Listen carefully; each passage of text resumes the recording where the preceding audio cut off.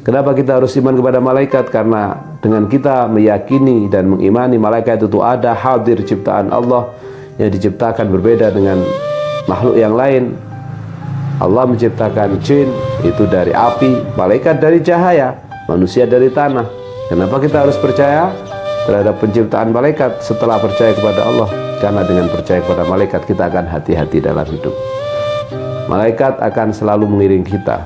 Setidaknya ada 10 malaikat yang harus kita hafal tugas dan fungsinya agar kita waspada dan hati-hati.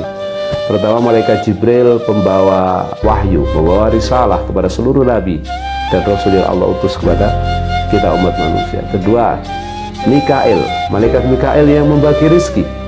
Bahwa rizki kita semua ini sudah diatur dan ditentukan oleh Allah, yang disebarkan oleh Allah melalui komandonya, melalui manajerialnya malaikat Mikail.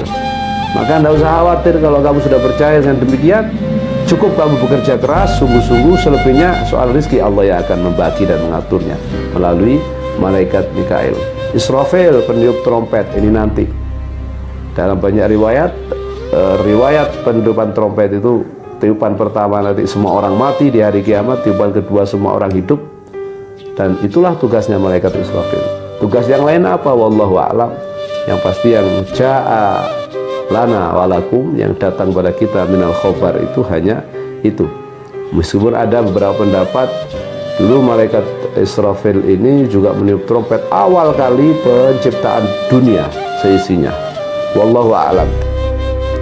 Yang ketiga, malaikat Israel, pencabut nyawa.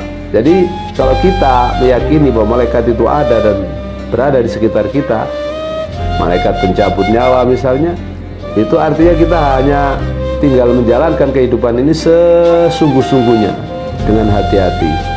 Karena malaikat-malaikat yang kita yakini itu ada di sekitar kita. Jangan sampai kita mati dalam keadaan su'ul khatimah. Maka dengan meyakini itu kita akan hati-hati. Habis malaikat Israel, mungkar nakir, malaikat yang akan menemani kita dan mendapat tanggung jawab menanyai kita dari apa yang sudah kita kerjakan di atas muka bumi ini saat kita nanti meninggal dunia. Malaikat mungkar nakir. Maka hati-hati, begitu dekatnya kita dengan beliau, karena kita tidak pernah tahu besok masih hidup atau sudah kembali kepada Allah. Kemudian Raqib Atid, ini malaikat yang selalu menyertai kita.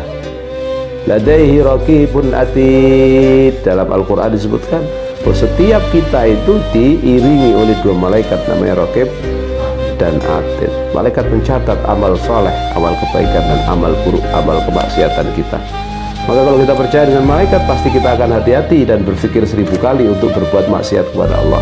Sebaliknya kalau kita percaya malaikat Raqib Atid, ya, bahwa itu diutus oleh Allah untuk memata-matai kita, kita akan bersemangat ketika ada panggilan kebaikan. Nah, bagian dari iman kepada malaikat tadi yang saya sebutkan di awal, itu adalah kita tahu bahwa apa yang kita katakan, apa yang kita ucapkan, apa yang kita kerjakan, semua akan dicatat oleh malaikat. Maka kita akan hati-hati.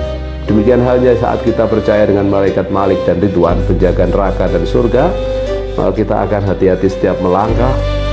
Untuk apa? Agar tidak terjerumus ke neraka, agar selalu diarahkan ke dalam surganya Allah Subhanahu wa ta'ala.